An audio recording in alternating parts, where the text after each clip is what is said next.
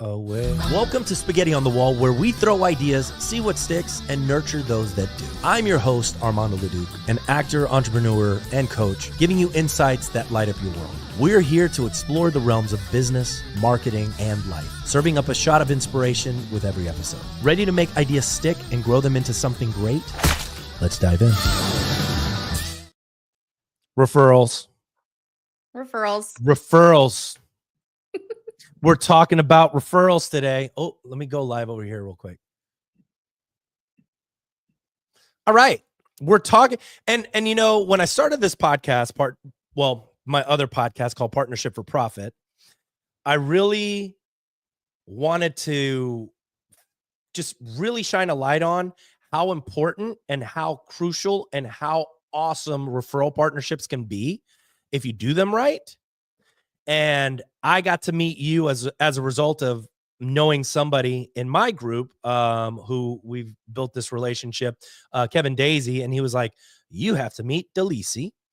And I was like, yeah, let's meet. And we started talking and it was like, yes, and yes, and yes, and yes. And everything was on the same page. And it was just amazing. Yeah, it was beautiful. I actually remember the conversation. I was like, are you my twin? Yes, pretty much. So let me give you a proper intro. Delisi Friday, legal referral marketing strategist, connector, powerhouse with over 20 years in the legal industry. She's the founder of the First Call Friday, where she helps law firm owners grow their businesses through strategic attorney case referrals. Raised in a trial lawyer family and having worked nearly every role inside a firm, Delisi brings deep industry roots and unmatched insight into what makes legal businesses thrive. Spoiler, it's referrals. It's referrals. And I'm glad you're here because I promise I am going to use this video in my sales process when I'm talking to attorneys and going, this is it. Right? Like, you guys want to bring your cost per acquisition down. You want better cases. I was just talking to an attorney today from California, and he was like, you know, I just really don't have the time to bring in any more cases, right? Because I'm dealing with, 100 people coming through the intake, and out of 100, like 2 are good, right? And so I'm sifting through crap. And I was like, that's a problem. Yeah. That is a problem, right? Wouldn't you rather have qualified leads coming through the door and qualified cases that you already know have been vetted? Yes, that you don't have to worry about signing up right this very second, or they're going to call the other law firm and sign with them instead. There you go. So give me a 2-minute, just background on how you got here, why you want to do what you do for attorneys, and how you help. Ooh, 2 minutes. Okay. I am the daughter of a lawyer. I was born the day my dad became a lawyer. I was destined to be in this legal industry, grew up in a law firm, thought I was going to be a lawyer, and then, spoiler, found out I actually like the marketing side better. I worked for 7 years in a law firm called Cowan Rodriguez Peacock, where I learned how to grow that firm from 7 figures to 8 figures just with attorney referral marketing. We realized not to compete with B2C. Let's test out B2B. Gold, pure gold. I was there for 7 years, created the Trial Lawyer Nation podcast, which is why you and I vibe so well, because I am a lover of podcasts, and I'm sure we'll talk about it today. And then I went to go be chief of staff to Arjan Robbins. Arjan is the attorney who created How to Manage a Small Law Firm and is a very successful 8-figure serial entrepreneur. Taught me the management and operations and the business side of running a law firm. And I learned a lot about business as a whole and what makes these law firms go from 7 to 8 figures and 8 figures to 9 figures. And I said, you know what? This magic wand of mine has a lot more magic in it. And it sounds foofy, but I want to help as many lawyers as I can learn how to grow their law firms and how to do that with referral marketing, because I realized how important it is and how helpful it can be to those small law firms that just find it a lot more challenging now to compete with those 800-pound gorillas in the marketing and AI and all the other things that are challenges now that weren't years back. And so I created my business because I love referrals and I love lawyers. I don't know anyone else who says those things and truly believes it except for me, but here I am, and that's how I got here. Amazing. Amazing. Tell me, and I love these case studies, right? Of how you took a seven-figure firm and turned them into an 8-figure firm based on this principle of referrals. Tell me, just give me a little bit of the sauce, the secret sauce on what you do and how you take this, and not just the idea and the theory of it, but the actual implementation of it. Ooh, well, that's the key right there. I can have a theory, and my theory is if I want more cases and I focus on referral marketing, I'll bring in more cases. And my tactics are going to be the different ways I test that theory to see if it works. So, one tactic could be I want to network in my legal community more. One tactic could be I want to host happy hours with other attorneys in my industry. Maybe I want to do a direct mailer. Maybe I want to host a podcast. Maybe I want to do A, B, C, and D. Um, the implementation is really key, like you asked, because what I see is a lawyer will come up with all of these ideas. And we're both entrepreneurs. We come up with ideas every single day, even while we're sleeping. Yeah. The thing is, turning that idea into something that actually happens and it's actionable and fulfilling those commitments to yourself with those actions and implementing those ideas is where it's really key. Because if you have all these ideas and you think I'm going to try all these things, but you don't put it on your calendar, you don't make a plan, and you don't do it, you're never going to see the success and you're never going to know if it's actually going to work. And that's key. You're right. Implementation is key. So are you working with them on their like CRM? Is there a preference of the CRM?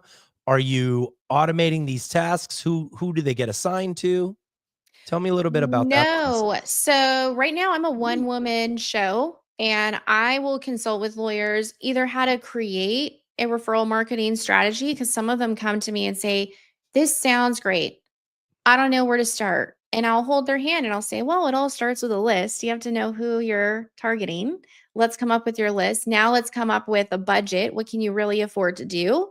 Let's decide how to use that as a strategy and plan it out. And I can help you with that. Or you can do this on your own now that you have a plan. And then the other part of it is I'm a huge believer in lawyers doing this on LinkedIn. I really believe if you want to network within the legal community and you want to grow referrals, you should be doing it on LinkedIn.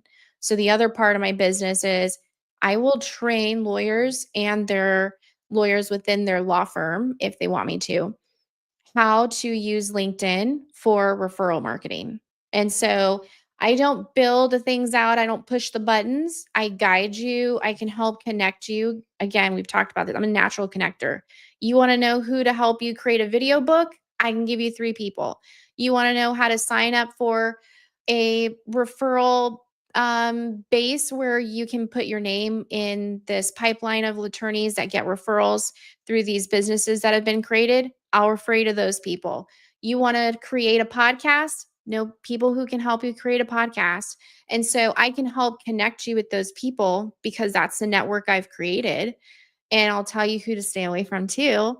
And I will help guide you there. I'm not going to push the buttons, but I'll be that right hand by your side to help you get there. So tell me a little bit about the referral plan that you create. Because you were saying budget wise, there's a lot of ways to connect with someone, right? And I'm a big fan of the 5 love languages and how to implement that in sort of the connection piece, and that's sort of been our secret sauce. But talk to me about what you do and some of the outreaches and how often are you advising them to do it? Is there a plan in that way? And are you, I mean, how are you advising them to implement the strategy? It depends on what their needs are and what their budget is and their time commitment. because like I mentioned a moment ago, implementation is key. We come up with a big plan, but if you don't have the money for it and you're not going to commit to the time, it's not going to happen and you're not going to see any success. And the money you invested in me to help you create this plan will never happen. And that breaks my heart. So what I will do is say, okay, Armando, what budget do you have? Because if you say, I've got $10,000 to spend all year long, that's going to be a lot different than the person who says, I have $5,000 each month. And so once we determine how much money they have, then I say, okay, what's your time commitment? Tell me, is this all on you? Do you need vendor support? Do you have someone in your firm, in your marketing department I could work with? Let's figure out how we pull this together. And sometimes that's just as simple as saying, okay, you are a one person show and you've got a virtual assistant, that's about it. The person who has that situation is going to be a lot smaller acts that they can do consistently that don't take a lot of time and don't take a lot of money versus the person who has a marketing department and wants me to work with that person to create something that they can do. So, lawyer A is probably sending out handwritten cards. They're probably going to networking. I'm advising them to join LinkedIn. The lawyer with the marketing department, totally different. Hey, let's talk about direct mail. Hey, let's talk about starting a podcast. Hey, let's start about creating handwritten cards that go out each month using handwritten. So it's systematized. It's not you physically handwriting them. Like, let's streamline this so it's fast. Yeah. And so those are very different depending on who the lawyer is. Is there a difference in strategy when it comes to either PI or divorce or estate planning? Does that matter? I have a huge love for PI lawyers because I worked in PI for 7 years and most of my clients are PI lawyers. So I love PI lawyers. Mhm. And yes, the strategy is a little bit different because and it also depends on their state because realistically, bar rules are going to be different for referrals and partnerships in each state. So, like in Texas, if you're a PI lawyer, you can actually refer a case to another law firm, sign a joint contract, and split the fee. In other states, that's very different. So you need to know your bar rules and what's applicable and what's not, so you know how you can approach those conversations. So some lawyers where they know they can split a fee, the marketing is a little bit different. Whereas if I have a family law lawyer and they say, look, I just want to target criminal defense lawyers because I have found that anytime someone gets their second or third DWI, divorce is right around the corner. And those people feed me tons of referrals. I have someone like that. And I'm like, Wow. yeah, let's target those criminal defense lawyers because you know what? You're right. Or right now, I have a lot of personal injury lawyers who are saying, Delisi, I really need to target immigration attorneys because right now, those immigration attorneys are having a lot of phone calls with clients who have questions. And unfortunately, what I see is I'll see someone who gets into a car crash, and if their papers are not done in a certain way at a certain time when that crash happens, they're scared to call a lawyer. Mm. And so I've been helping connect personal injury lawyers with immigration attorneys because those people in car crashes are likely calling the immigration lawyer first. And the immigration lawyer is a great referral partner to say, hey, you know what? You need to call Armando, and I promise you it's going to be okay. And those are great referral partnerships. So it really just depends on the lawyer and what it is they're looking for. But the key is knowing who are you talking to?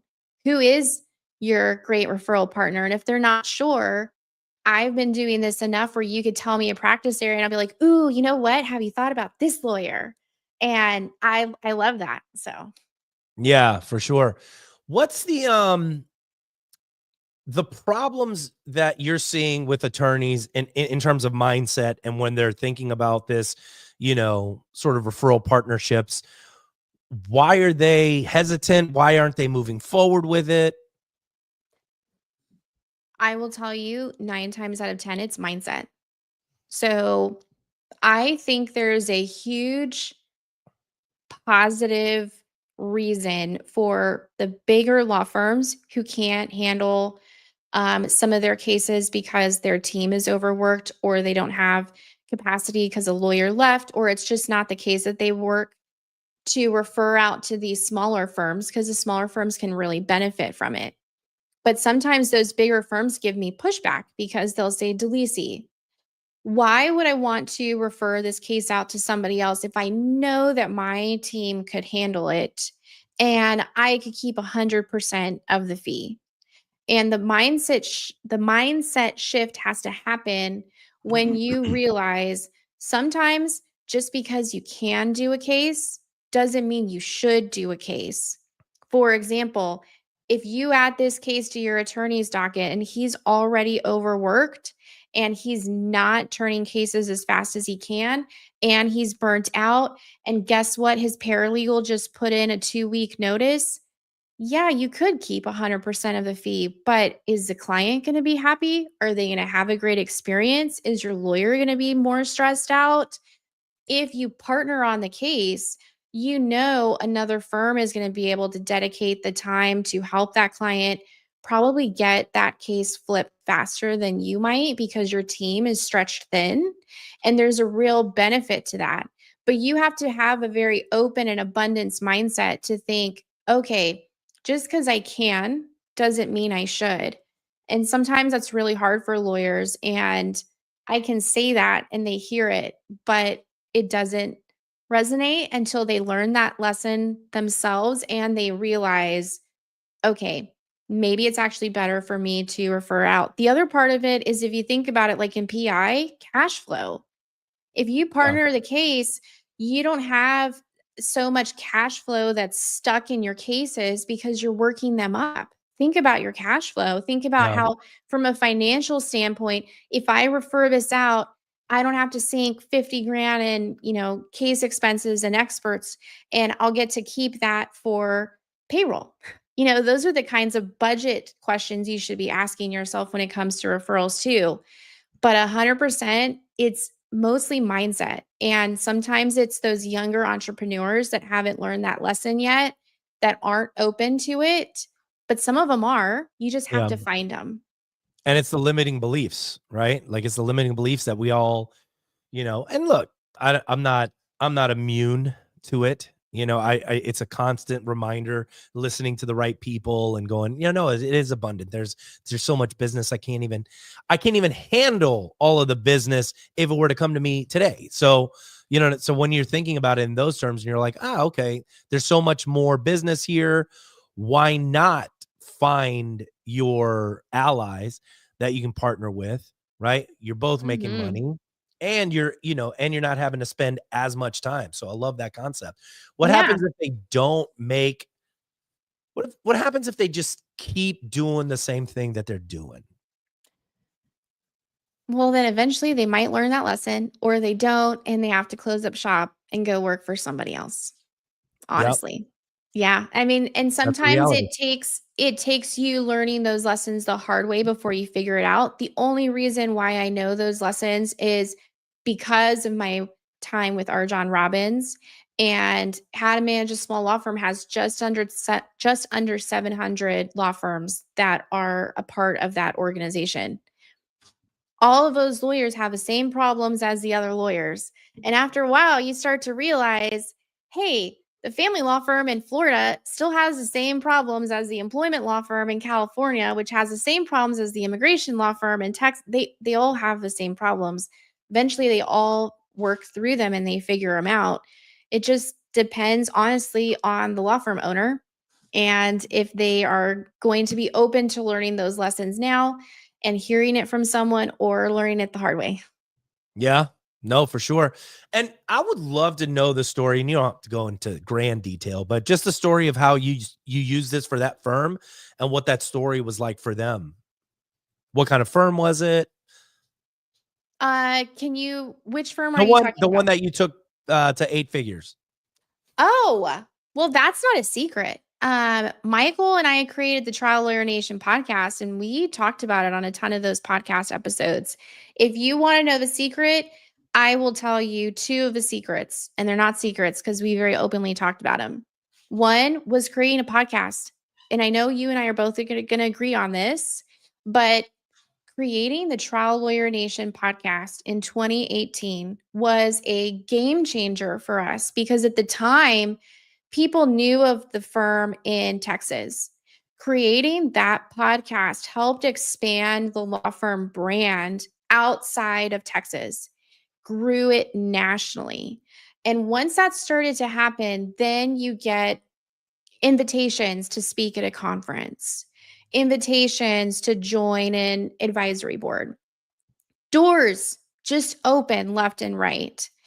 Not only that, but from a marketing standpoint, you have so much content that you can put out into the world over and over and over and over again. And you are giving Google that great new content on a regular basis that Google loves to eat up. So, one of the secrets is not really a secret. It's creating a podcast. I am a huge believer in the marketing term core. Create once, recycle everywhere. Create one podcast episode, create a whole bunch of reels and a whole bunch of clips, put them everywhere. Put the podcast on your website, put the podcast on iTunes, on like, I don't even have to tell you these things. You're nodding your head because you know them. The podcast was a huge part of how we made that jump from 7 to 8 figures and why I'm a huge advocate of podcasts. Yeah. See, I'm going to use this nice clip. This clip right here, I will be using that. And I'm just going to go, here you go. You don't have to hear it from me. And most of the time that's the thing, right? So like I can sit here and just wax philosophical about on it all day, but sometimes just like listen to her say it, right? Listen to other people talk about how you use this. Cause I have this conversation literally daily with attorneys where they're like, why do I need a podcast? And I'm like, why don't you need a podcast? Like I can create a whole list of things as to why you shouldn't be working on a podcast right now, right? Like that's a higher list because the thing, like it's 4D chess in my opinion, right? You're building brand, you're building content, you're building relationships, you're using it as a way to connect. Like it's just so many different things. And to your point, the more people you know, not the more people you know, the more people that know you. That's where your social currency is. Yes. And that's the thing. People want to build a social currency, but they don't want to necessarily do the work that it takes to just really like, I don't think this is hard work to me, right? Like connecting with somebody, but I think a lot of people could go, well, where's the ROI in having a conversation with Delisi right now? Right? Like, what's the ROI in it? And I'm like, well, I don't know what the ROI is. Could be, could potentially be 8 figures. Who knows? Right? Like this connection might introduce me to somebody that, changes my entire life. You don't know, but connecting with the right people on a consistent basis will create, number one, just a core. I love that, right? Content for days, right? Yes. The connections, and not just connecting with the person once and forgetting about it, but like you're talking about, creating a plan to stay in contact with that person so that when that person is ready to make a decision or whether that person is ready to refer a case, you're at the top of the list, right? Yes. And I will also say, when you create a podcast, it talks to everyone. Well, you shouldn't. You should have an audience, but anyone can find you. So if I create a podcast, because the goal of the Trial Lawyer Nation podcast when we started was to attract referral attorneys. My audience was attorneys, but to any potential new client that wants to hire that firm, they can now see the lawyers on the firm on the podcast. And the reality is, people want to hire people they know, like, and trust. Those are basic marketing beliefs. People know, like, and trust you if they have content they can see of you, they can hear you talk, they can hear the tone of your voice, they can see your face. Now you're not just a lawyer bio picture, which no one resonates and connects with. Right. Now you're a real person. And that is something that can always compete with digital marketing spend and all of the money that's getting thrown on ads, because that's you being real and that's content they can watch and consume and hopefully go down like a Netflix rabbit hole of your podcast. Yeah. But you can talk to anybody with the podcast. It's It's true. beautiful. I want to know, and I'm sort of going to switch gears here towards more of the marketing people that listen to the show, in terms of niching down and how beneficial that is from, either whether you're a consultant, coach, marketing firm, B2B, any B2B service-based business. How important is it to niche down? That could be a whole podcast episode if I'm being real. If I have to answer it in 2 minutes or less, I'm a big believer in niches get riches. And this is something I talk to lawyers about all the time who come to me and say, Delisi, I'm thinking about doing another practice area. I'm like, what? What do you mean do another practice area, buddy? You need to focus on what you're doing right now and like own this section before you do this other thing over here. Wow. Um, you need to be the person someone calls because you do this thing that they need help with. If you do so many things that they're confused and they're not sure, you're going to lose clients. I will tell you, when I was at Cowan Rodriguez Peacock, one of the scariest things we did was we started to niche down. And each time we took away a case type, and each time we decided we were going to change the criteria of the cases we took, it was scary. But you know what? For every case that you say yes to that's bad, you're saying no to a case that's great. And really defining the types of cases you should be working on that are the highest and best use of your time is one of the smartest things you can do as a business owner. And so I am a huge advocate of every attorney deciding what type of case they handle, what type of case they don't handle, getting really clear on what that is. Because sometimes a lawyer thinks it's clear, but if you ask intake, it's really not. And then making it very easy for your potential new client to know you are the person to call for this thing. Because if they're not sure, they're not going to call. Yeah. Yeah. 100%. And that goes for marketing as well. When you're, or coaching, when you're, oh, I'm a business coach for entrepreneurs that make 5 million and up. And I'm like, yeah, good luck. Good luck with that. Good luck with that. Right. But there's so many people that think that there's like, well, I just don't want to let go of potential income. And I was like, well, yeah, but the problem is, like you were just talking about, is you are this to everybody. And then all of a sudden you water it down. Now your team doesn't know what to do. You overwhelm everybody. Everybody's, you can't grow because it's not scalable, because it's not duplicatable.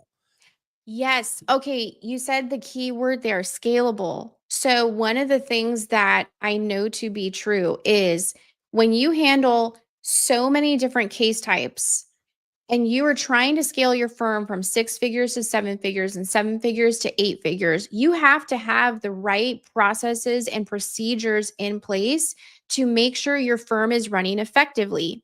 If you handle 5 different case types, you're running 5 different reports. You're chasing information on 5 different case types. Your team is having to remember, oh, wait, how do I do case one? How do I do case two? And the constant shifting of your mind trying to work on these different cases slows people down. When you slow down your people, when you slow down your processes, when you make it less efficient to run reports to manage your firm, what doesn't get managed what doesn't get measured doesn't get managed.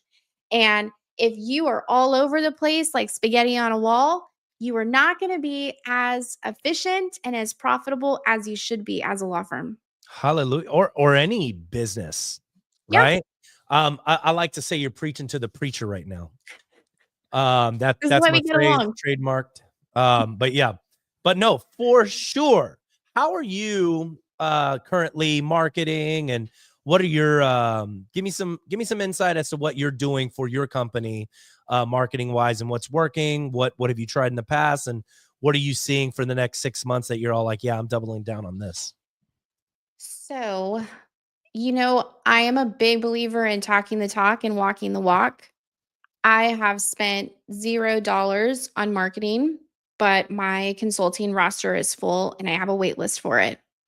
And the way that I did that is my network. My network is my net worth, and I truly believe I am a multimillionaire because of my network. I have spent years building the legacy and the relationships that I have, and I know it takes seconds to lose it. So I am always doing what is right and connecting people with one another. And the way I have grown my business is simply by reaching out to my network and using LinkedIn. That's all I have done to fill my roster and have a steady amount of business coming in the door. I'm also launching my own podcast because I have to talk the talk as well. So next week I start recording my own podcast because I believe in podcasting too. And podcasting is how I'm going to continue to get my message out there and spread the word. And once I do that, I can do one-to-many coaching and work less hours and make more money. Hallelujah. Delisi Friday. How can they find you? You can find me on LinkedIn, which is where I'm very active. I'm sure we can put it in the show notes, but it's just linkedin.com/Delisi Friday. They can also go to my website, firstcallfriday.com, because if you want more case referrals, but you don't know where to start, First Call Friday. I love it. Delisi, I really do appreciate you coming to the podcast and just dropping them gems. I really do like it. We're on the same page. Thanks for letting me join you here and having this conversation. More lawyers need to hear it. So thank you for creating a platform and sharing this information for free for everyone to take advantage of. 100%. I appreciate you being here. And that was Spaghetti on the Wall, ladies and gentlemen, brought to you by Leduc Entertainment for all of your video production needs. If you need a podcast, we got you. If you need organic social, we got you. If you need client journey videos, we got you. Make a video. We'll see y'all next time. Thanks for watching.